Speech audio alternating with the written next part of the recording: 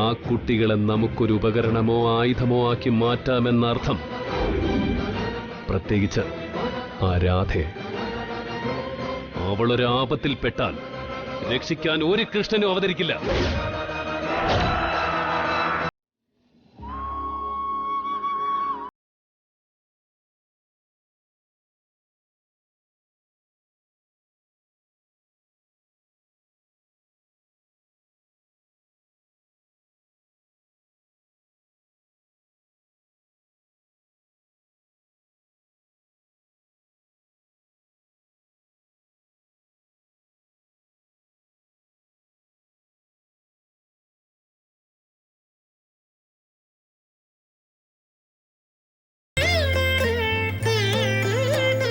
ഞാനാ ആദ്യം എത്തിയത്. അമ്മടെ കള്ള, ഞാനാ ആദ്യം എത്തിയത്. കൃഷ്ണനാൾ കൊള്ളാലോ. ഇല്ലില്ല,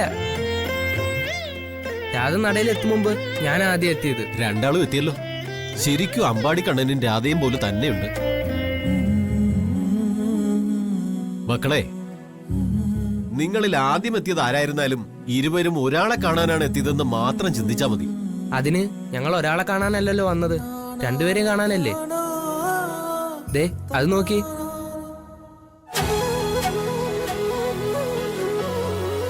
കൊള്ളാം. പക്ഷേ രാധയും കൃഷ്ണനും രണ്ടാണെന്നുള്ളത് നിങ്ങളുടെ തോന്നൽ മാത്രമാണ്. സത്യത്തിൽ അവർ ഒന്നാണ്. രാധാസമേതനായ കൃഷ്ണൻ സാക്ഷാൽ രാധാകൃഷ്ണൻ തന്നെ. ഏതായാലും പ്രാർത്ഥന കഴിഞ്ഞിട്ട് വന്നാ മതി. ഞാൻ തീർത്ഥവും പ്രസാദവും തരാം.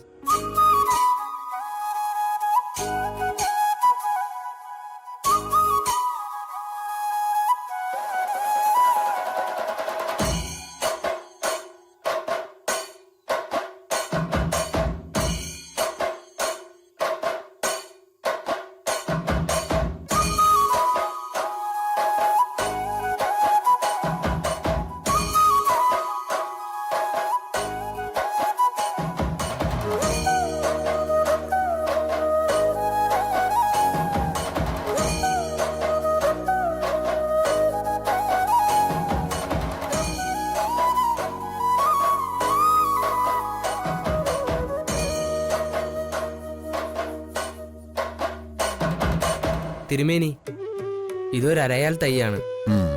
ഇവിടെ അമ്പലത്തിന്റെ അടുത്ത് നട്ടോട്ടെ തിരുമേനി. പിന്നെന്താ, അമ്പല പരിസരമാണ് അരയാലിന്റെ സ്ഥാനം. കുട്ടി ഇത് നട്ടോളൂ. വെള്ളം ഒഴിക്കണം. ശരി, വാ നമുക്ക് രണ്ടുപേർ കൂടി നടാം.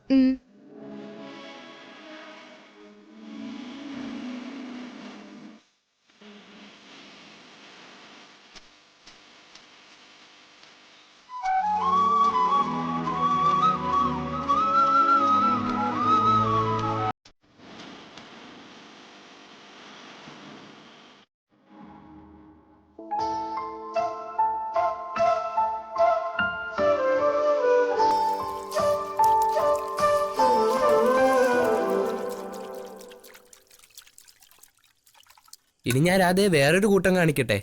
എന്താ അത്? പറയില്ല, കാണിക്കാം. വാ, കണ്ണു പൊത്തിട്ട് വേണം അങ്ങോട്ടെത്താൻ. വേണ്ട. വേണം, വാന്നേ.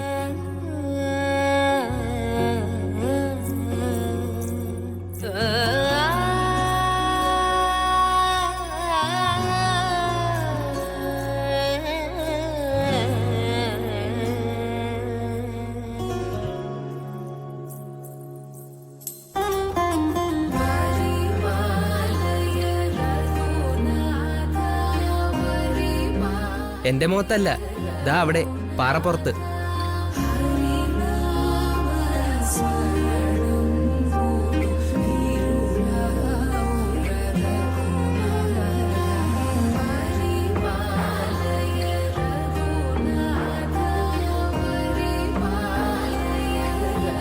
തിരുമേനി പറഞ്ഞില്ലേ രാധാകൃഷ്ണന്മാരൊന്നാണെന്ന്.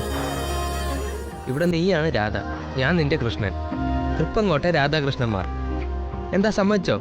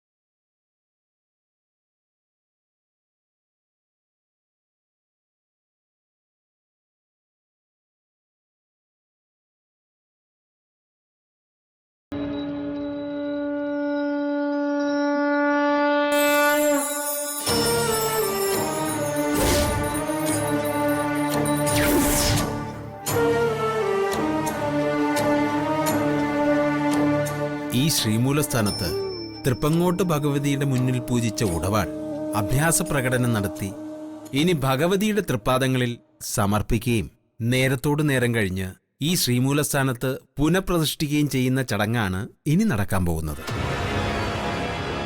മുൻകാലങ്ങളിൽ തൃപ്പങ്ങോട്ട് തറവാടിന്റെ നാഥനായിരുന്ന വാസുദേവൻ അവർകളായിരുന്നു ഉടവാൾ ഏറ്റെടുത്ത് പാദസമർപ്പണം നടത്തിയിരുന്നത്. അദ്ദേഹത്തിന്റെ നിര്യാണം കൊണ്ട് മൂത്ത മകൾ സുഭദ്രയെ കൊണ്ട് നാം ആ ഉടവാൾ സ്ഥാപിക്കാൻ ഇവിടെ കൊണ്ടുവന്നു. പക്ഷേ ഇപ്പോൾ ദേവിക്ക് മുന്നിൽ പൂജിച്ച് ആരാധിച്ച സ്ഥിതിക്ക് ഗർഭിണിയായ സുഭദ്രയ്ക്ക് വാലായ്മയുണ്ട്. അതുകൊണ്ട് തന്നെ കുടുംബത്തിലെ മറ്റൊരാൾ വേണം ദേവിയുടെ മുന്നിൽ ഈ ഉടവാൾ സമർപ്പണം നടത്താൻ. എല്ലാവരോടും കൂടെ എനിക്കൊരു അപേക്ഷയുണ്ട്.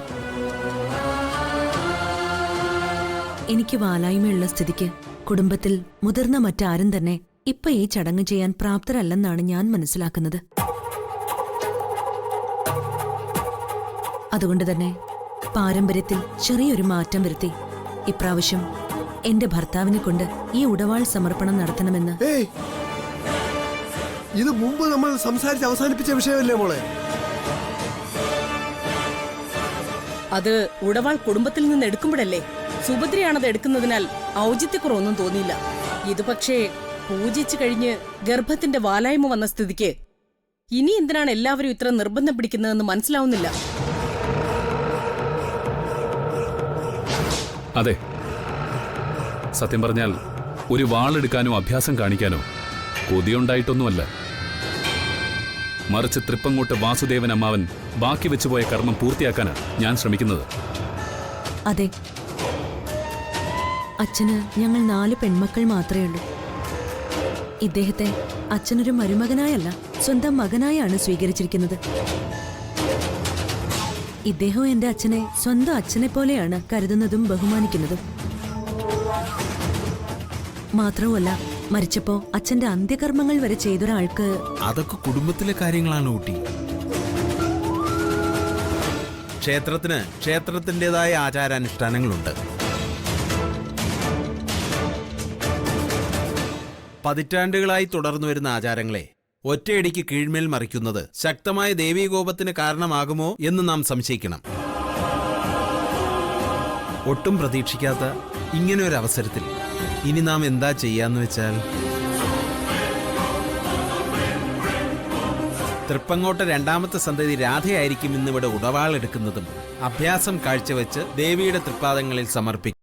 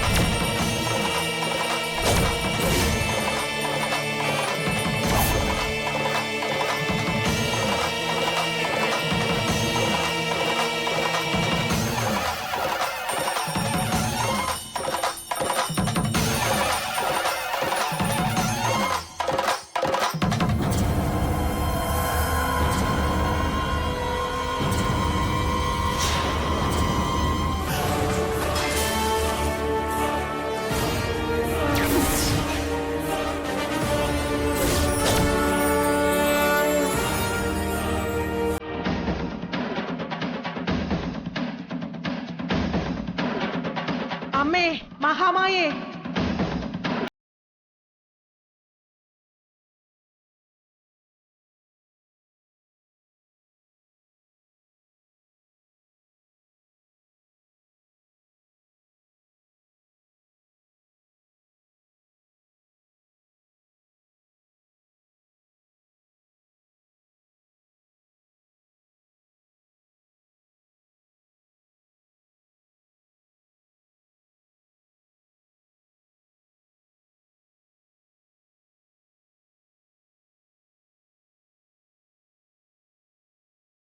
തൃപ്പങ്ങോട്ടപ്പനും ദേവിയും സകലമാന ദേവ ചൈതന്യങ്ങളും സർവാനുഗ്രഹങ്ങളും നൽകട്ടെ. തൃപ്പങ്ങോട്ട് വാസുദേവൻ അദ്ദേഹത്തിന്റെ മരണം വരുന്ന വഴിയാണ് അറിഞ്ഞത്. ഈ ദേശം വിട്ടൊരു തീർത്ഥാടനം, അത് കഴിഞ്ഞുള്ള വരവ്. വാസുദേവൻ അദ്ദേഹം ഉടവാളെടുത്ത് വീശി ദേവിയെ വന്ദിക്കുന്നൊരു അത്ഭുത കാഴ്ചയുണ്ട്. അതിന് സാക്ഷ്യം വഹിക്കാനുള്ള ആഗ്രഹമുണ്ടായിരുന്നു. അത് നടന്നില്ല. ഒക്കെ വിധിയാണ് ഈശ്വരിയമ്മേ. സംഭവിച്ചു കഴിഞ്ഞ് പറഞ്ഞാലും കരഞ്ഞാലും പോയാള് തിരിച്ചു വരില്ലല്ലോ. ഇനി കുട്ടികളുടെ കാര്യമാണ്. അതിൽ മാത്രമാണ് എന്റെ ശ്രദ്ധ മുഴുവൻ. കുട്ടികൾ മാത്രമല്ലല്ലോ, ഇനിയും പിറക്കാനുള്ള ഒരു ജന്മം കൂടിയില്ലേ നിനക്ക്?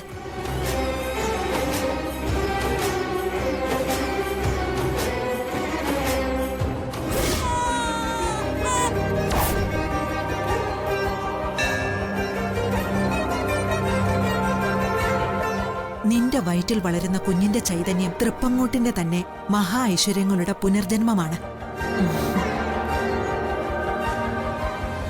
വാസുദേവൻ അദ്ദേഹത്തിന്റെ തുടർജീവിതം പോലെ ഒരാൺകുഞ്ഞായി അത് ജന്മമെടുക്കും.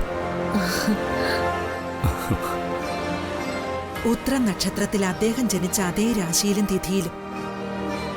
മഹാമായ എന്റെ അകക്കണ്ണിൽ അതാണ് തെളിയിച്ചു തരുന്നത്. വളരെ സന്തോഷം ഈശ്വരിയമ്മേ. അച്ഛന്റെ മരണശേഷം തൃപ്പങ്ങോട്ട് കുടുംബത്തിന്റെ ഭാവി കൂടിയൊന്ന് പറഞ്ഞു കേട്ടാൽ വളരെ ഉപകാരമായിരിക്കും. അതിനെന്താ, നമുക്ക് ശ്രമിച്ചു നോക്കാലോ.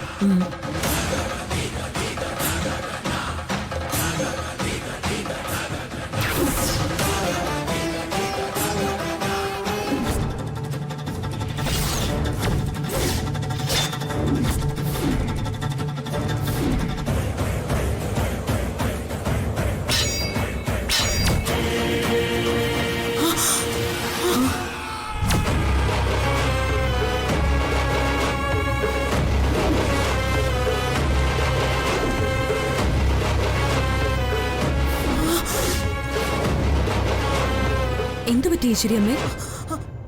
അയാള് ഈ സ്ത്രീ ഞങ്ങളെക്കുറിച്ച് ഞങ്ങളുടെ ഉദ്ദേശങ്ങളെക്കുറിച്ച് മനസ്സിലാക്കിയെന്ന് തോന്നുന്നു. ഇപ്പോഴേ ശക്തമായ മുന്നറിയിപ്പ് കൊടുത്താലേ അവരുടെ പ്രവചനങ്ങളെ തടയാൻ പറ്റൂ.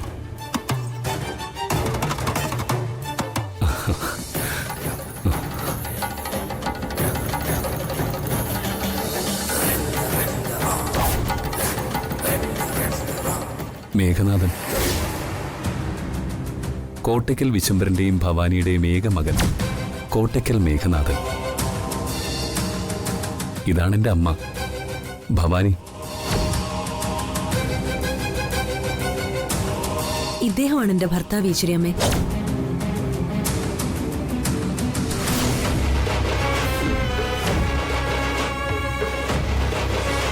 വിവാഹസമയത്ത് ഇവിടെ ഇല്ലാതിരുന്നതുകൊണ്ട് ഈശ്വരിയമ്മയ്ക്ക് പരിചയമില്ലാത്തതാ.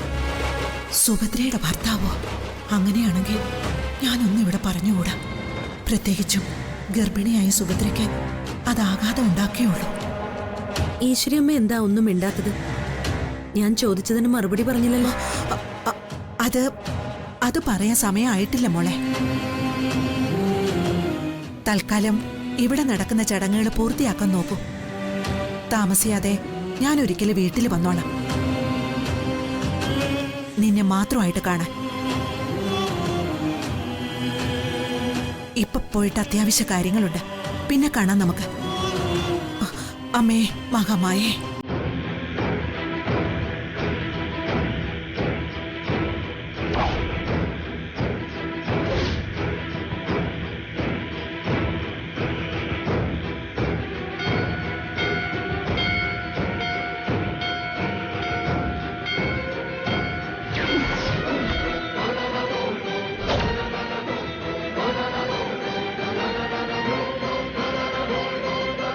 വേലയ്യ,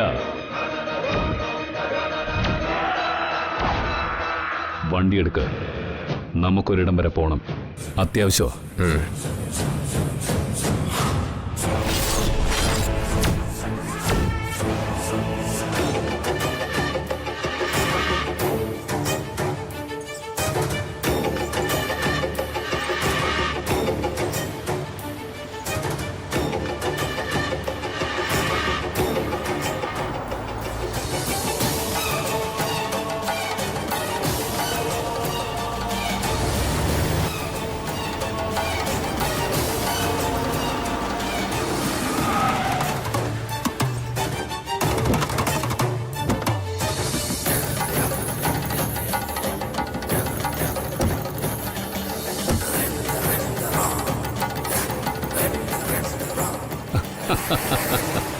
അത്ഭുതം. ഈ വേലയന്റെ കണക്കുകൂട്ടലുകൾ കൃത്യമായിരുന്നു.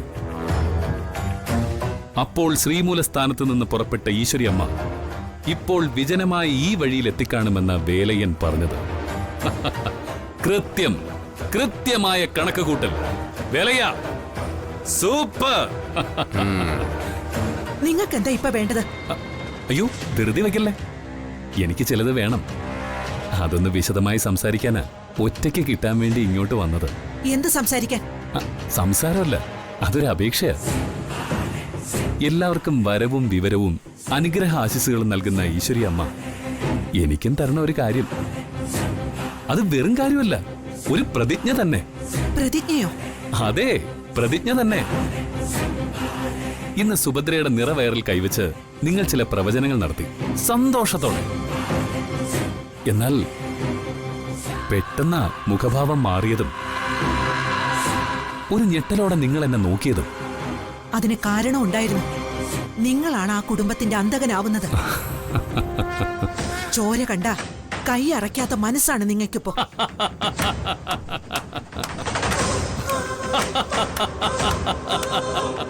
100%. സത്യം പറഞ്ഞ ഇപ്പോഴാ നിങ്ങൾക്ക് ആ ദിവ്യദൃഷ്ടി ഉണ്ടെന്ന് പൂർണ്ണമായിട്ടും എനിക്ക് മനസ്സിലായത്. അല്ല, നിങ്ങളൊരു സംഭവം തന്നെയാ ഈശ്വരിയമ്മേ, ഭയങ്കര സംഭവം തന്നെയാ. 100 കോടി നല്ല നമസ്കാരം തരുന്നു ഞാൻ. ഒപ്പം ഏത്തമിട്ട് പ്രണാമവും. മതി പരിഹാസം. നിങ്ങൾ ഈ കാണിക്കുന്നത് ഈശ്വര നിന്ദയാ. തെറ്റ്. ഈശ്വരന് ഇതിന് വലിയ പങ്കൊന്നുമില്ല ഈശ്വരിയമ്മേ. പങ്കുള്ളത് ഈശ്വരിയമ്മയ്ക്ക്. എന്താ ഈ കാണിക്കുന്നേ? വിടാനല്ലേ പറഞ്ഞേ? ഇവിടെ കിടന്ന് ബഹളം വെക്കരുത്, കൊന്നുകളയും ഞാൻ. സത്യം പറഞ്ഞ തൃപ്പങ്ങോട്ട് നടക്കുന്ന ഇവിടത്തെ കഥയിൽ നിങ്ങളുടെ പങ്ക് അവസാനിച്ചു. നിങ്ങൾ അന്യദേശത്തുള്ളവളാ. മേലാൽ സുഭദ്രയെ വന്ന് കാണാനും ഉൾവിളി, ദൈവ സന്ദേശം, ഭാവി പ്രവചനം എന്നൊക്കെ പറഞ്ഞ് ശല്യം ചെയ്യാനും ശ്രമിച്ചാൽ അന്ന് തകർക്കും നിങ്ങളുടെ സ്വന്തം തലയും, പിന്നെ ദാ ഈ തലയും. അത് നശിപ്പിക്കരുത്. ശരി, നശിപ്പിക്കുന്നില്ല. പകരം ഞാൻ നിങ്ങൾക്കൊരു സമ്മാനം തരും. ദാ പിടിച്ചോ. അമ്മേ. ആ,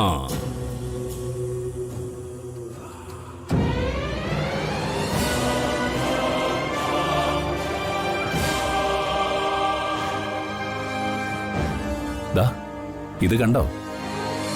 നിങ്ങൾക്ക് ഒരു മഹാമായം തരാത്ത ലക്ഷങ്ങളുടെ മുതലായത്. ഇത് ഞാൻ നിങ്ങൾക്ക് തരും. എന്നെക്കുറിച്ച് മുൻകൂട്ടി കണ്ട രഹസ്യങ്ങൾ സൂക്ഷിക്കാൻ. ഒരിക്കലും നിങ്ങൾ ഈ തൃപ്പങ്ങോട് ദേശത്തേക്ക് തിരിച്ചു വരാതിരിക്കാൻ വലിയൊരു കൈക്കൂലി. ദാ പിടിക്ക. വേണ്ട. വേണം. മേഘനാഥൻ തരുന്നു, നിങ്ങൾ സ്വീകരിക്കുന്നു.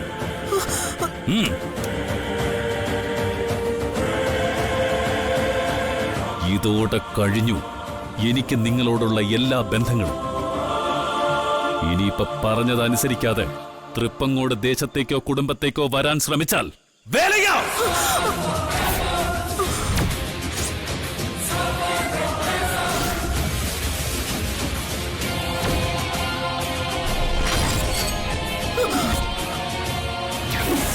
എന്റെ കൈക്ക് വജ്രമോതിരം മാത്രമല്ല ഈശ്വരിയമ്മേ, ദാ, ഇതു ഇണങ്ങും. പാവം ഒരു ദേവദാസിയെ കൊന്നുകളഞ്ഞു എന്നൊരു കുറ്റബോധം എന്നിലുണ്ടാക്കരുത്. പറഞ്ഞാൽ അനുസരിക്കാത്തവരോട് മേഘനാഥൻ മോശം, വളരെ മോശം. അമ്മേ, മഹാമായേ, ഈശ്വരി അമ്മയ്ക്ക് നല്ല ബുദ്ധി തോന്നിപ്പിക്കണേ.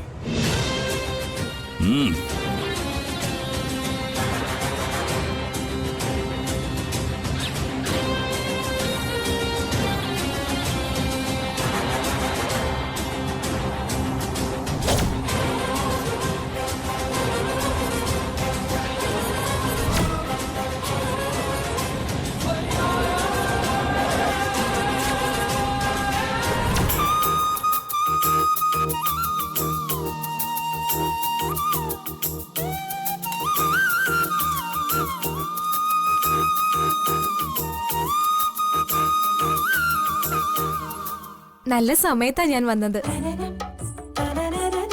എനിക്കും ആഹാരം ഉണ്ടല്ലോ അല്ലേ? ആഹാ, മോളും ഉണ്ടായിരുന്നു ഇവന്റെ കൂടെ.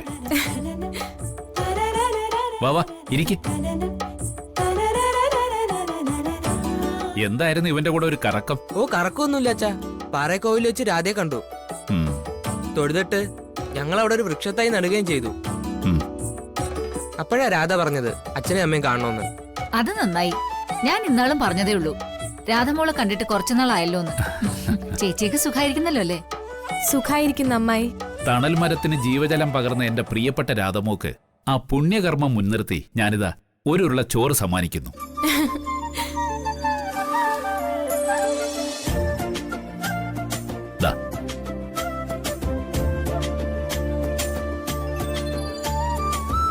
നല്ല രുചിയുണ്ട്. എല്ലാ ദിവസവും വരട്ടെ ഞാനിവിടുന്ന് ആഹാരം കഴിക്കാൻ. സന്തോഷം. ഇന്നു മുതൽ എന്റെ പാത്രത്തിന്റെ ഒരു വശത്ത് എന്നും ഉണ്ടാവും മോൾക്കുള്ള ഒരു ഉരുള ചോറ്.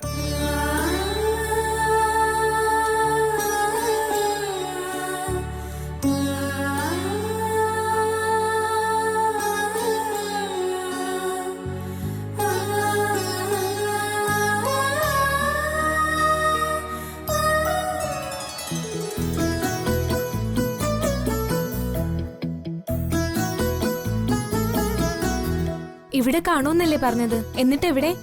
സാധാരണ ഈ അമ്പലത്തിനടുത്തൊക്കെ ഞാൻ കാണാറുള്ളതാ. ഇന്നെന്താ വരാത്തെന്ന് എനിക്കറിയില്ല.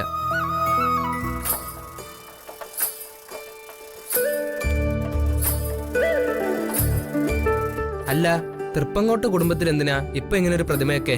വലിയ വലിയ ഗണേശ വിഗ്രഹവും നടരാജ വിഗ്രഹവും ഒക്കെ ഉള്ളതല്ലേ? അത് വെച്ചാരാധിക്കാനല്ലേ? ഇതൊരു കുഞ്ഞു ജന്മദിന സമ്മാനം കൊടുക്കാനാ, സൗഭാഗ്യക്ക്.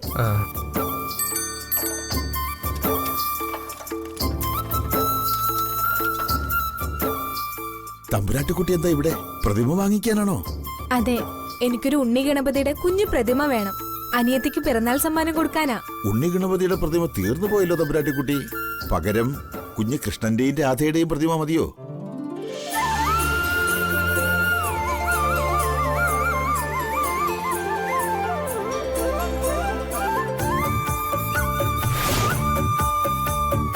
കോലക്കുഴൽ വിളി കേട്ടോ രാധേ എൻ രാധേ. അണ്ണനെന്നെ വിളിച്ചോ രാവിൽ ഈ രാവിൽ.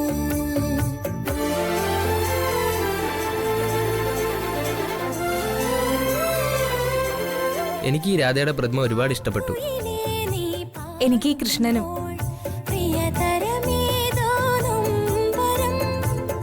ഒരിക്കലും നമ്മൾ ഈ പ്രതിമകൾ കളയരുത്. ഞാൻ കളയില്ല. ഇത് കാണുമ്പോ മുഴുവൻ ഞാൻ കൃഷ്ണനെ ഓർമ്മിക്കും. ഞാൻ രാധയും. നമ്മൾ എത്ര വളർന്നാലും, എത്ര ദൂരം സഞ്ചരിച്ചാലും, എത്ര അകലെ വസിച്ചാലും ഈ രാധയും കൃഷ്ണനും നമ്മളെ ഒരുമിപ്പിക്കും. എനിക്കത് വിശ്വാസമാണ്. എനിക്കും.